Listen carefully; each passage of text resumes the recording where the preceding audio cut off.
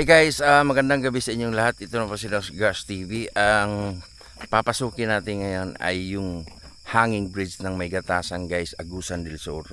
Marami na mga pumunta dyan ng mga vlogger na araw nila pinuntahan. But kakaiba to guys, gabi natin pupuntahan. Linawin ko lang sa inyo guys, yung pupuntahan natin ngayon, bagong tulay pa lang yan. Walang mga history na mga may namataan ng mga ghost or what or mga white lady. Wala guys, walang ganun.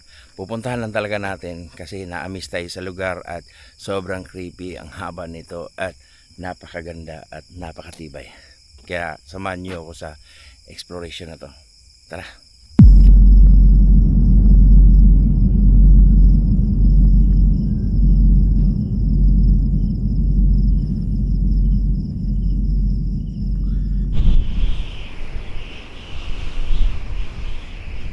So ayun guys, dito na tayo sa hanging bridge.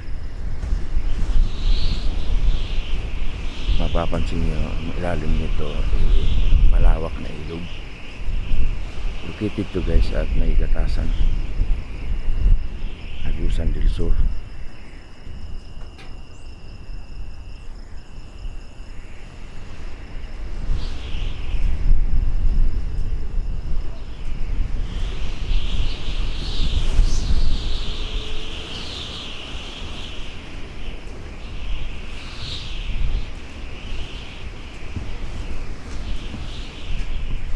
Ito guys, bagong gawa lang to siya, no? Wala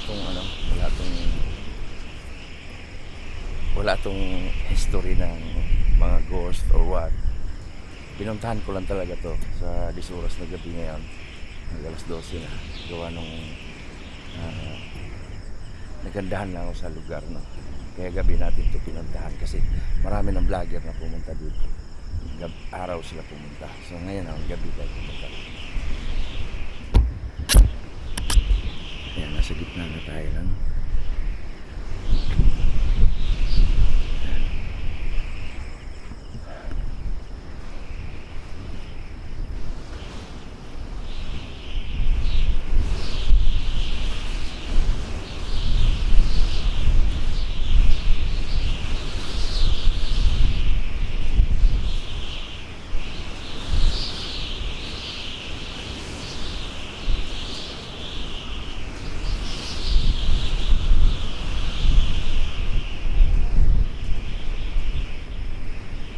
So ayan, yung ilalim nito ano na ilog, napakalawak na ilog guys.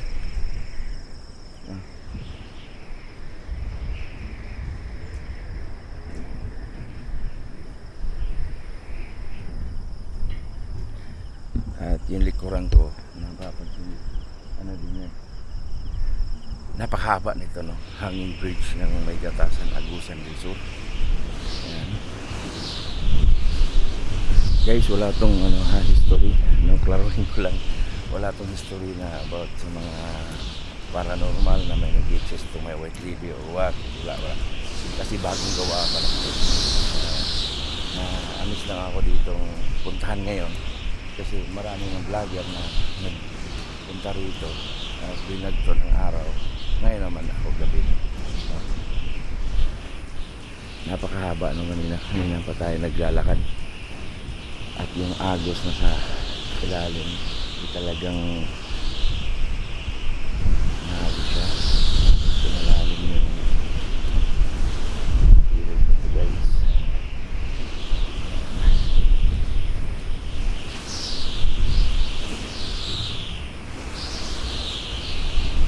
Napaka-creepy yan. Pagtawid mo nito guys, lugar dyan, anong barangay ba yun? Berdo ba yan? Oo, hindi ako nagkakamali, no? Yan.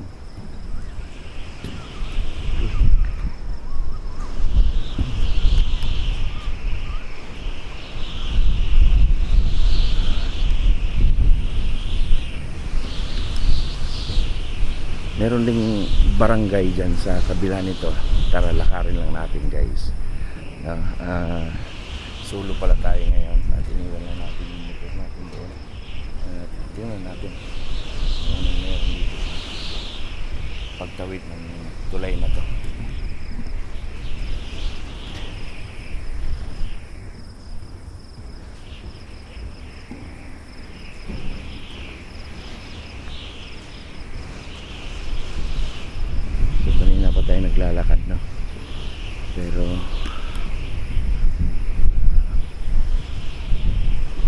matibay naman yung pundasyon guys.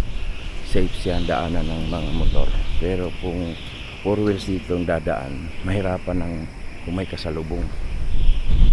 No?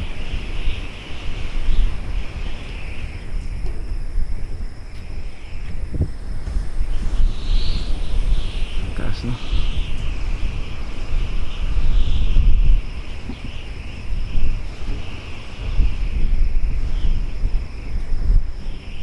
Napakalawak. Nakakalula tingnan siya baba guys, no? Kaya nasa gitna lang talaga ako.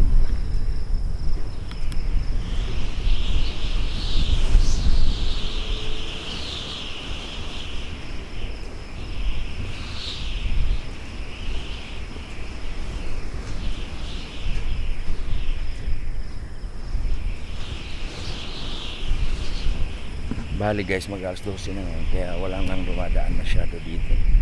Sinadya ko talaga itong ganitong oras para masulok ko itong hanging bridge na to, tulay na to, no? Walang disturbo na may dumadaan ng motor. Ayan. Malaki din itong pundasyon nila guys, oh.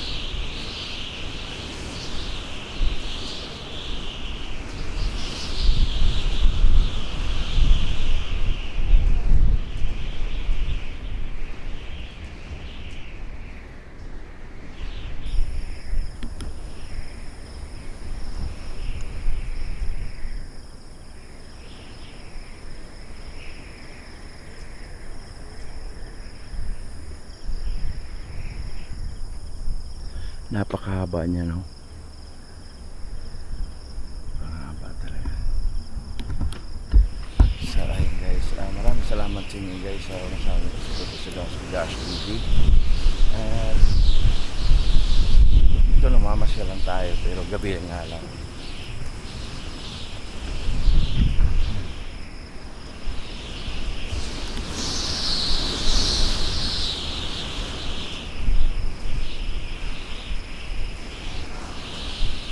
Ang feelings ko may sumusunod sa akin. Ang pakiramdam ko guys, kayari ko parang may sumusunod sa akin. Ganun. Feelings ko lang. Ito na yung dulo guys, nasa-exit na tayo.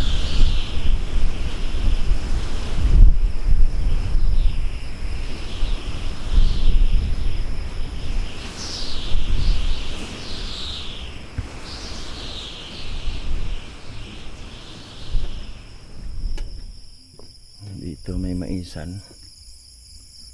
Ayan.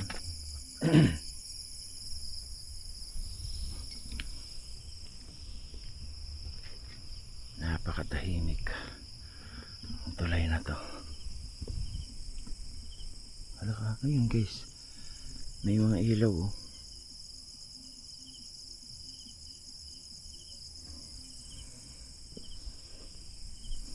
Parang San Telmo. Kita nyo ba?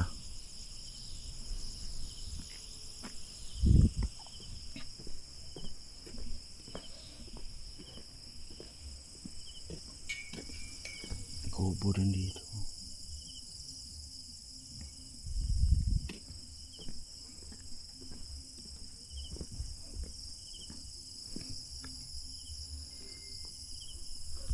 So yun guys, ito maisan. Maisan siya.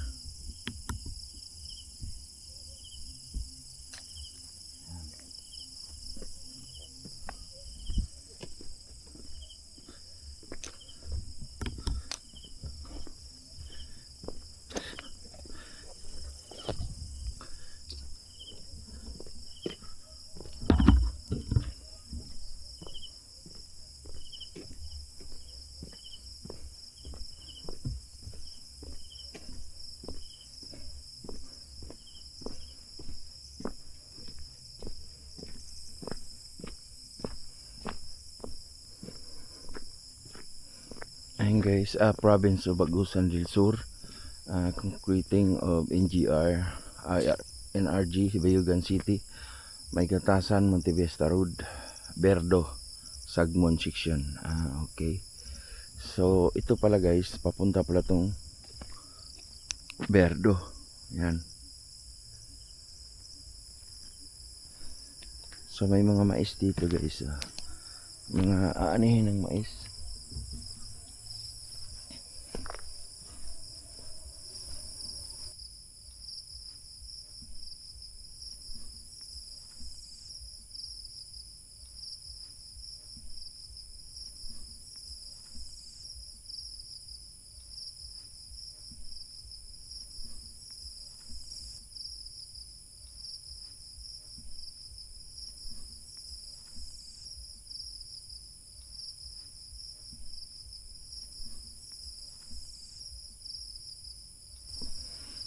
May mais din dito guys, kaya lang binakod.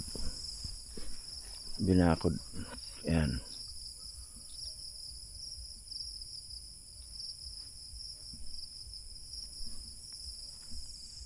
Ito may maisan din dito.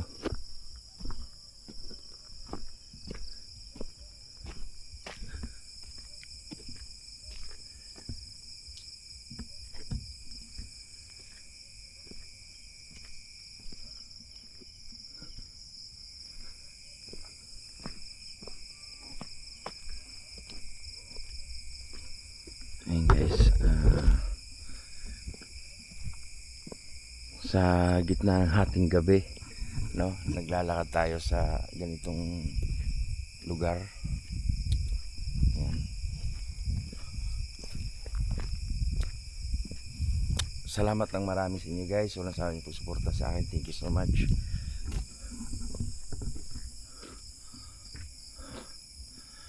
So ayun lang guys, no, babalik na tayo dun sa ano natin, sa motor natin. Maraming salamat guys, God bless you all, love you, bye bye.